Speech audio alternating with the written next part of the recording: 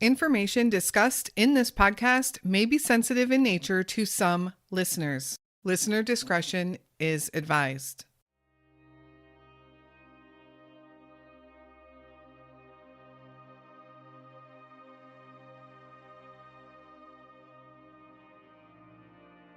David Earl Robinson was disabled in 2010 at age 38 years old. He had had a stroke previously, and this left him paralyzed on his right side. In addition, David had surgery on his brain and also had jaw surgery, leaving his jaw wired. His right hand was left in almost a fully closed fist position, and his right foot is clubbed. Dave, even though disabled, was able to get around perfectly fine on his own and even able to drive.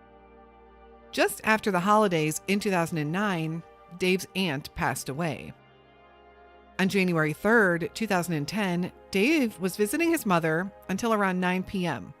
They were discussing the funeral for his aunt. He then left to go visit his cousin for a bit, telling his mom he'd be back and he'd see her later. But Dave never returned.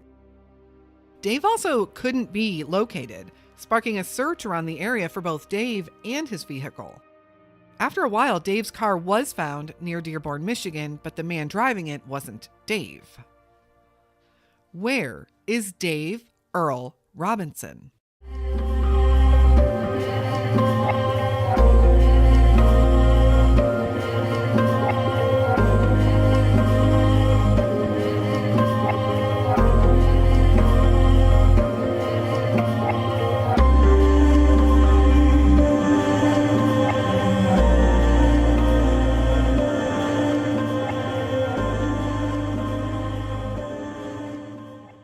Hello, and welcome to a bonus episode of the Where Are They podcast, and a baffling story out of the Detroit, Michigan area. Dave's story is truly mysterious to me, and there are some very interesting things that have been brought up in his case in recent years, which actually might bring us some answers, but also adds even more questions. There isn't a lot known about Dave or Dave's disappearance, or even the search for Dave. But let's take a look at what we do know. In 2010, Dave Earl Robinson lived in the Detroit, Michigan area. He had some handicaps, as we'd mentioned, which seemed mostly to stem from a stroke he had suffered when he was 27 years old. The stroke left Dave paralyzed on the right side of his body. He had also had a brain surgery, which left a permanent scar across his head, and Dave's right hand was also left in a permanently clenched fist position. At some point, Dave also had jaw surgery to repair a broken jaw. All of this will be pertinent later on. Despite some of these setbacks, at such a young age too, we know that Dave still continued in life independently. He still drove, and in 2010, he was driving a 1998 Mercury Grand Marquis, blue in color. Unfortunately, I don't know much about who Dave was as a person in 2010. I can't tell you his hobbies, how he treated people, if he was funny or if he was serious. I just don't know. On January 3rd, 2010, Dave drove over to his mother's house. The intent was for him and his family to discuss the arrangements for his upcoming aunt's funeral. Around 9 o'clock p.m., Dave left his mother's house and headed to his cousin's. He left in his 1998 Mercury Grand Marquis. His mom did expect him back to her place in a little bit. I do believe Dave made it to his cousin's, as there is a very brief note of it in one of his missing person files. Other than that, it's never really mentioned. He allegedly stayed there a little bit before heading back out, and it was believed that he was going to drive back over to his mother's place. It's never mentioned how close in proximity the two places are, but Dave never arrived back at his mother's house. He didn't have a cell phone to track, and no one could find him anywhere.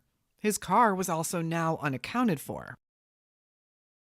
Dave Robinson was reported missing.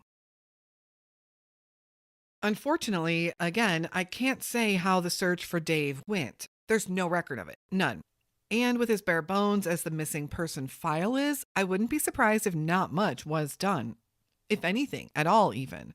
Besides, I'm sure the family out there looking for him. At some point, and I don't even have an exact date for this, it's only noted as sometime after his disappearance, Dave's car was spotted in Dearborn Heights, Michigan. Dearborn Heights is a suburb of Detroit, Michigan. It's literally just outside Detroit. It's considered part of the greater Detroit area. Dave's car was pulled over, but authorities soon learned that the man driving was not Dave. This man was arrested and the car was impounded. There are many things unclear about this situation, and I do have several questions. What was the exact date this happened? Who was this man that was arrested? What was he arrested for exactly? And was anyone aware of any connection that this man had to Dave? And how did this man claim to be in possession of Dave's car? What was his reason for driving Dave's car? Was there any evidence uncovered in the car? Was it even checked forensically for evidence? As of right now, I have none of those answers, and I can't shed much more light on any of that. And there have been no published updates on Dave's missing person case either. What is interesting is in 2018, an online sleuth posted a very interesting post on Reddit. Now, for those of you that aren't aware, there is a large group of online sleuths who dig through John Doe's and Jane Doe cases across the country, across the world even, and see if they can be matched up with any open missing person cases. One Redditor found something very interesting. In August of 2010, about 10 months after Dave disappeared, a John Doe was found in a vacant building in Detroit. Not too far, actually, from where Dave was said to be when he was last seen. This John Doe was listed in the system. However, many critical pieces of information in the file were missing, such as race, height, weight, and many other descriptive factors. Descriptions that you'd find in most John Doe cases. However, there were several things about this John Doe that stuck out to this person. First, this John Doe had a scar that matched a scar that Dave was said to have. This John Doe also had a wired jaw from a previous surgery to repair a broken mandible. The timeline fit, the location fit, and these two very specific medical details matched. Could this John Doe be Dave Robinson?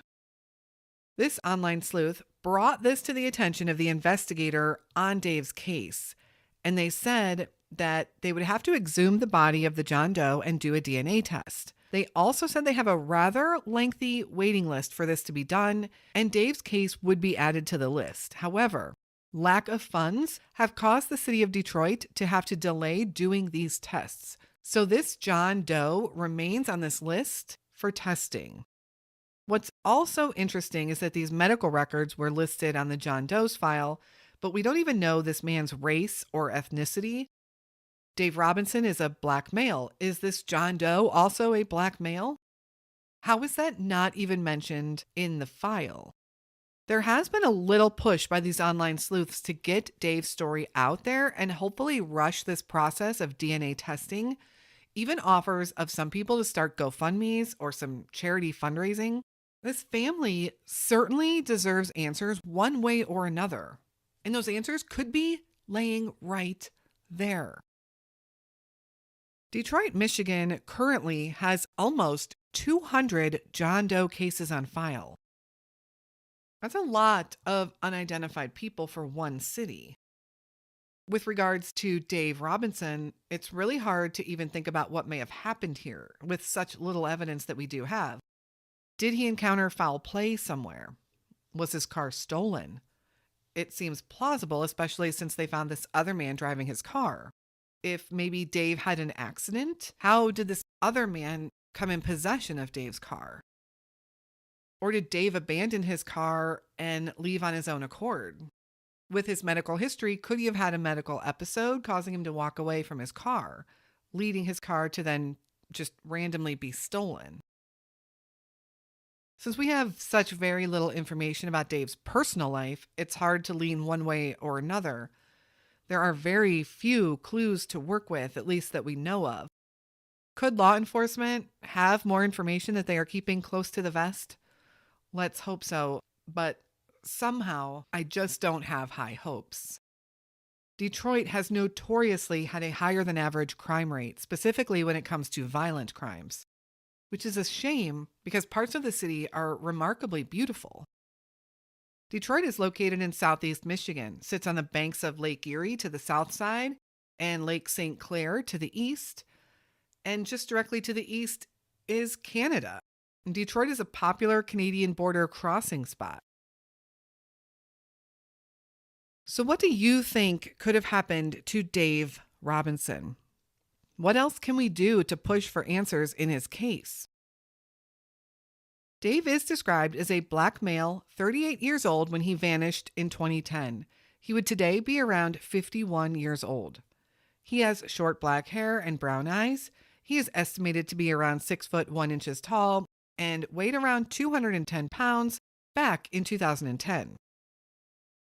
Dave also has some very distinctive features, such as a permanently clenched right fist and a clubbed right foot. Anyone with any information on the whereabouts of Dave Robinson is asked to contact the Detroit Police Department at 313-596-2300. Thank you all so much for listening to Dave's story today. As short as it may be, his case needs more exposure. Let's hope the future brings some answers for Dave's family and the families of all of those 200 John Does in the city of Detroit.